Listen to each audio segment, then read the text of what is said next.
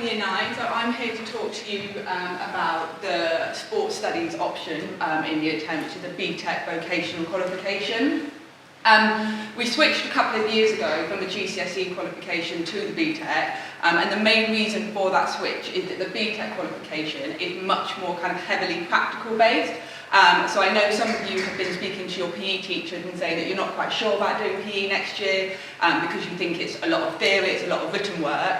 That actually isn't the case. There is written work involved, which I'll go through in a minute, but it is all kind of based around very sort of practical elements of PE.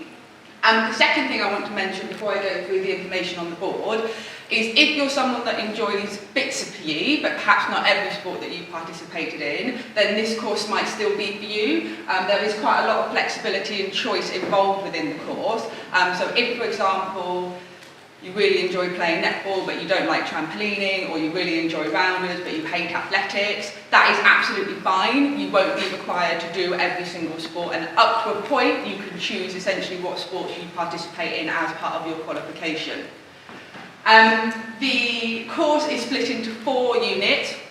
Each unit is equally weighted and contributes to 25% of your overall grade. So you'll do 2 units in Year 10 and then 2 units in Year 11. The Year 10 units is Unit 1, which is Fitness for Sport and Exercise, and that's an exam unit. So that exam is taken on a computer. And to give you an idea of some of the topics that are covered in that exam, it's things like components of fitness, and some of the other stuff that you've been doing in Key Stage 3 and hopefully in Year 9 as well. The second unit that you do in Year 10 is the practical sports performance, and this is where there's quite a lot of flexibility in terms of what practical sport you do. You have to do 2. One has to be a team sport and one has to be an individual sport. So commonly we've got students doing netball and badminton, football and athletics, cricket and swimming. If you participate in a sport outside of school, you can also use that as well for your qualification. So you choose 2 sports, one being a team sport, one being an individual sport, and ultimately they are your 2 sports for that whole unit, so you don't need to participate in a sport that you don't enjoy or that you're not very good at. With the Unit 2, with your 2 sports, so you have 3 assignments. The first assignment is kind of like a PowerPoint presentation on the rules and the regulations and the scoring systems of those 2 sports.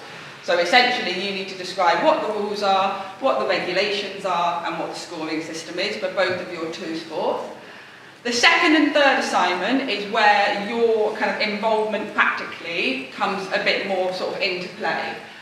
You will participate in both of your 2 sports in skills in isolation, so drills. So that might be kind of like a passing drill or a dribbling drill or something that you might have already done in some of your activities, and then you'll be participating in a game as well. You will be filmed in both of those aspects, and then you will be using your videos essentially to analyse your performance.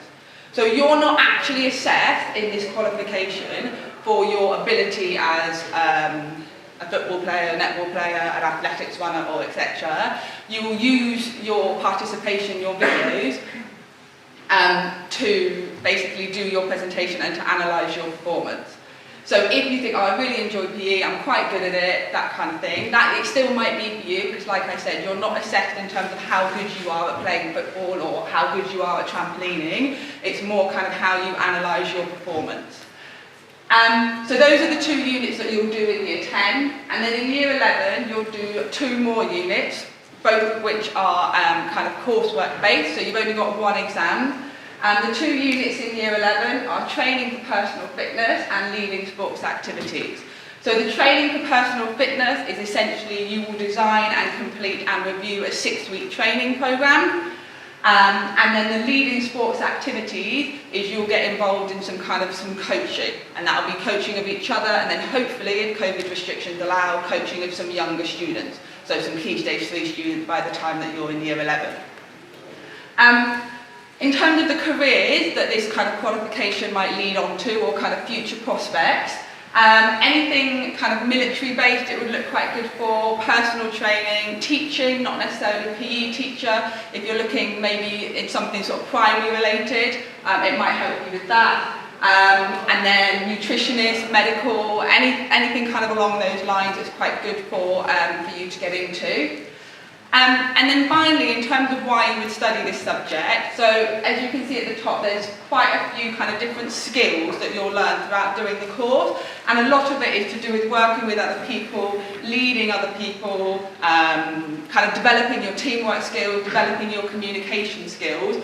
All of those transferable skills can then be used kind of for whatever you then go on to do in sixth form or in college or in an apprenticeship.